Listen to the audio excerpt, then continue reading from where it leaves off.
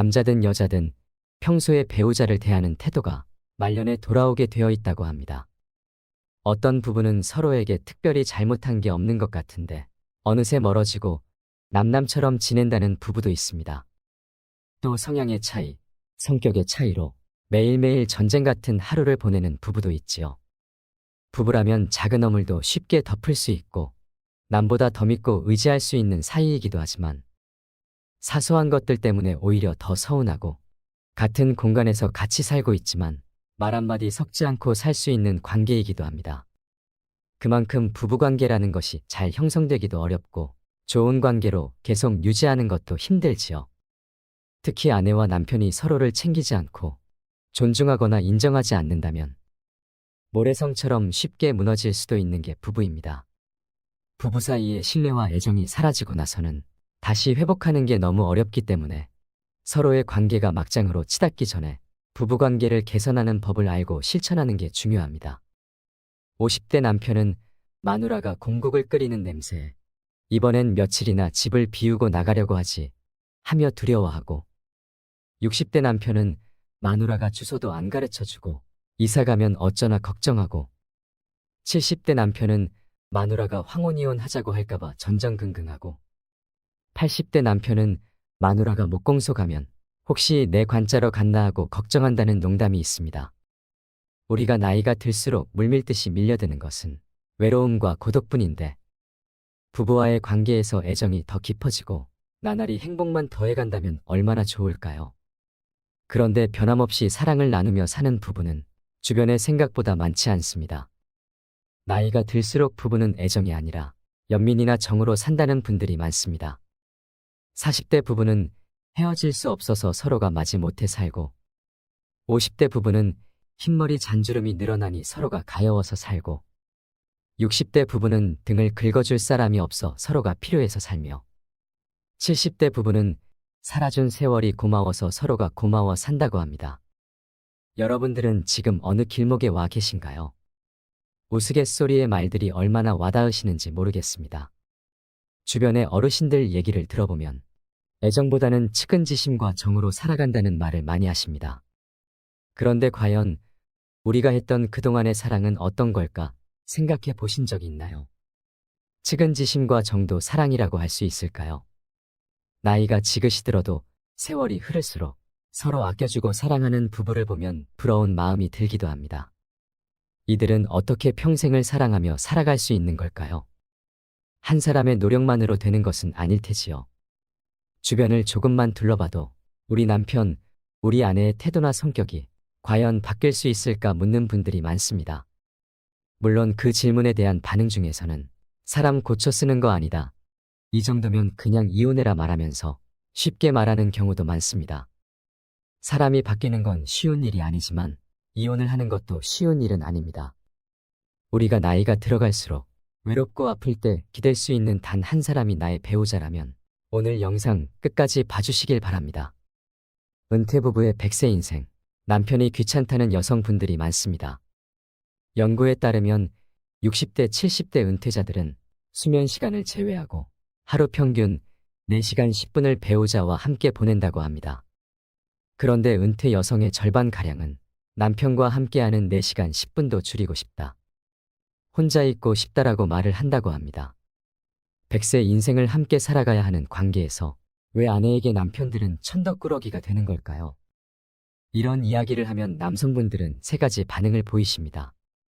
첫 번째로 내 아내가 그렇게 생각하는지 몰랐다는 분이 있고, 두 번째로 그럴 줄 알았다 하는 분, 세 번째로 적어도 내 아내는 아닐 것이다.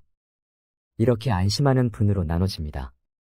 우리 구독자 여러분들은 어디에 해당하시나요?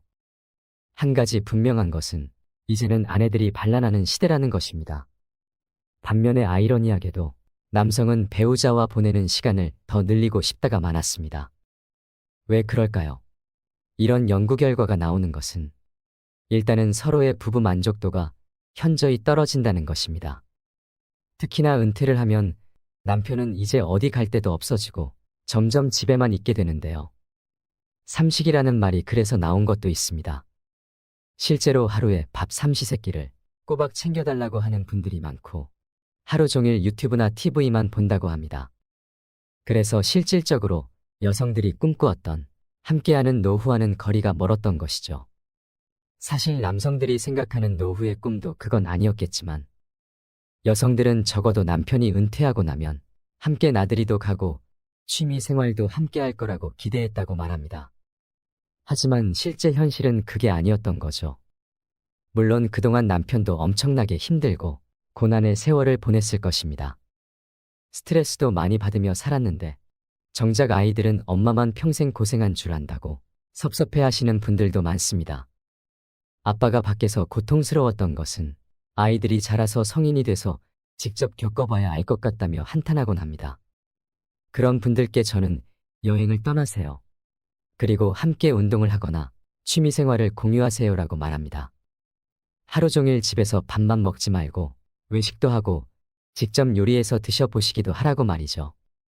그러면 알겠다고 말은 하시면서도 피곤하고 귀찮다는 핑계로 변화를 주시는 분이 잘 없습니다.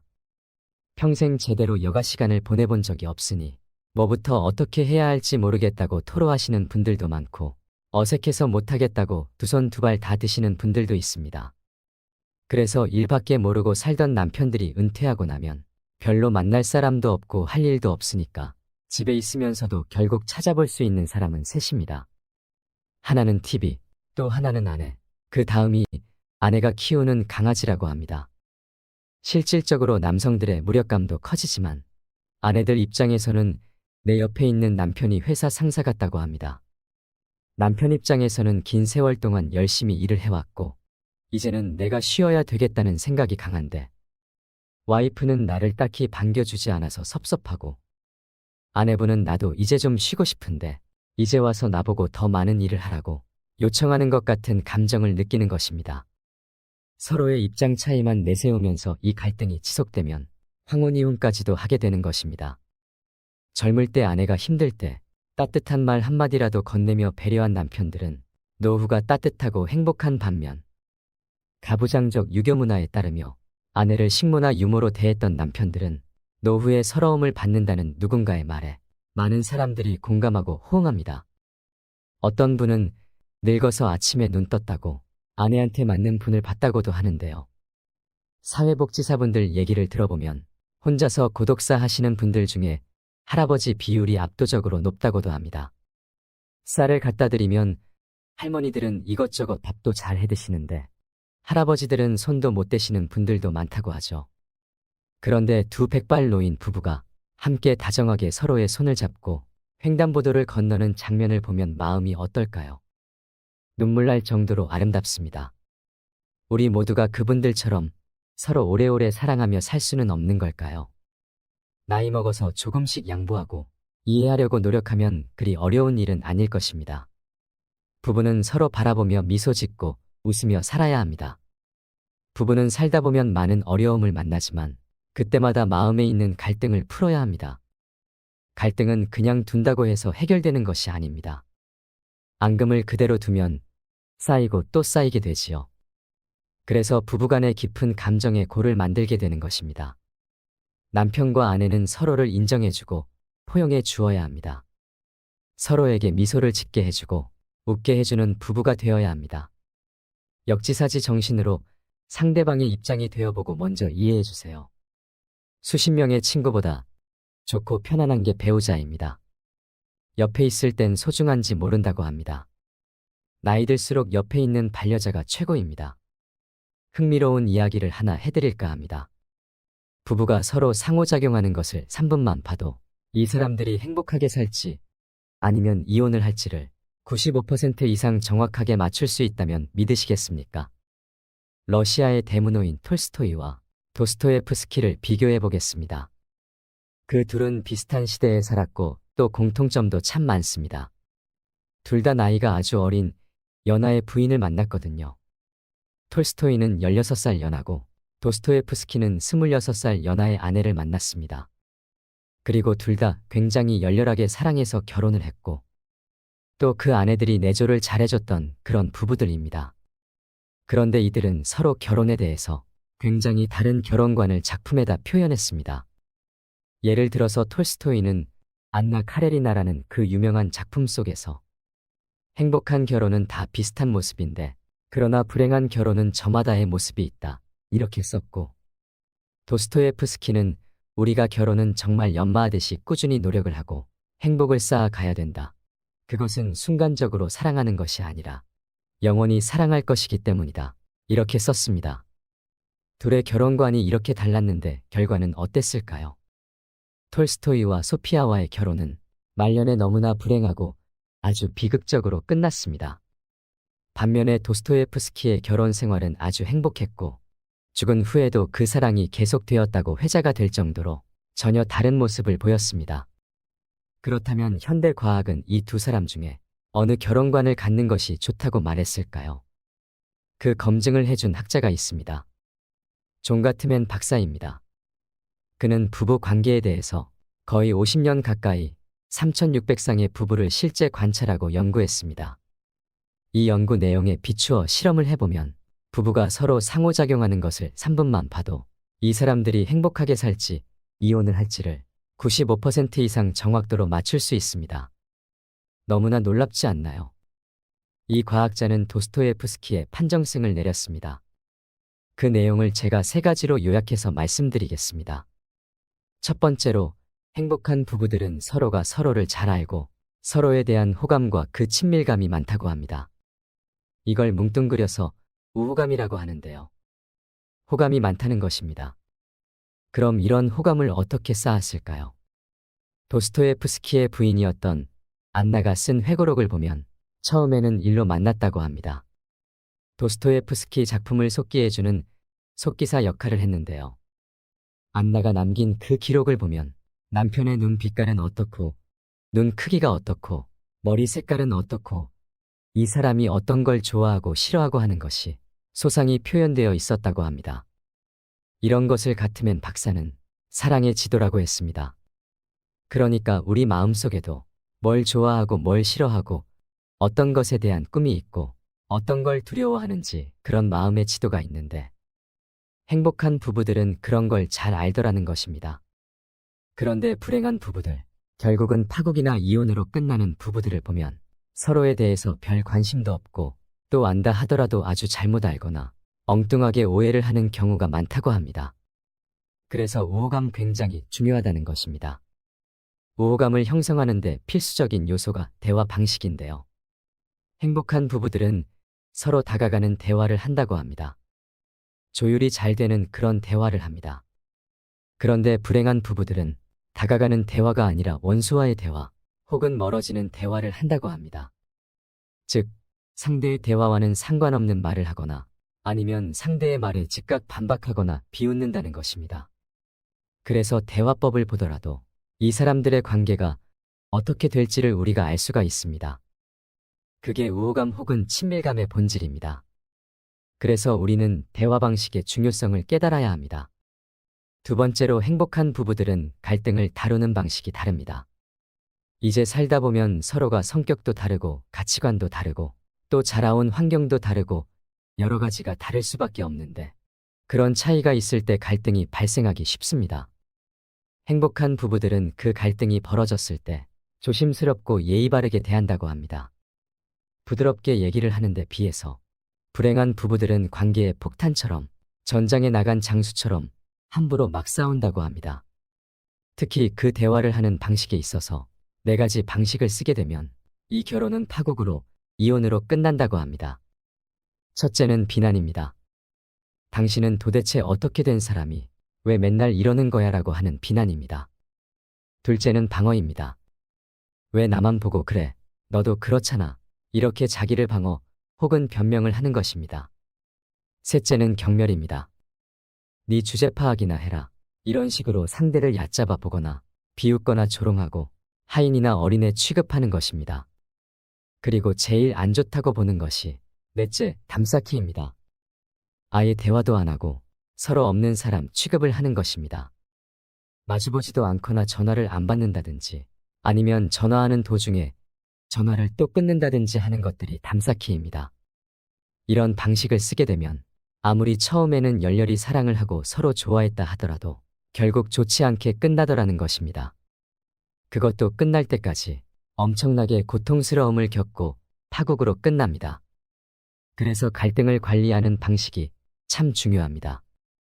세 번째 차이는 행복한 부부들은 서로의 꿈을 알고 그 꿈을 서로 굉장히 지지해 준다고 합니다. 그런데 불행한 부부들은 서로의 꿈을 모르거나 혹은 반대를 한다고 합니다. 예를 들어서 도스토예프스키의 배우자 안나는 그 당시에 남편이 빚도 많았고 건강도 나쁜 여러 가지 악조건에 놓여 있었음에도 불구하고 자기 남편의 작품을 세상에 알리기 위해서 남편이 죽은 후에도 엄청나게 애를 썼다고 합니다. 함께 살면서도 둘이 같은 꿈을 공유하고 그 꿈을 향해서 서로 도와줬고요. 그런데 말년의 톨스토이의 경우에는 점점 더 종교에 귀의하면서 자기 재산도 다 노예들한테 주고 싶어하고 시골 생활을 원했다고 합니다. 이것 자체가 잘못된 것은 아닙니다. 그러나 그 아내였던 소피아와 돌봐야 할 아이들이 13명이었다고 합니다. 얘네들을 다 키워야 되는데 톨스토이가 그러니 갈등이 참 많았겠지요. 그래서 서로의 뜻을 반대하고 갈등을 심하게 겪다가 결국 톨스토이는 아내와 싸우고 집을 떠나서 돌아다니다가 죽음을 맞이하게 된 것입니다. 그러니까 말년이 행복하지 못했습니다. 그래서 행복한 부부들은 서로의 꿈을 서로 공유하고 또 존중하고 지지해 준다는 점이 굉장히 중요하다고 할 수 있겠습니다.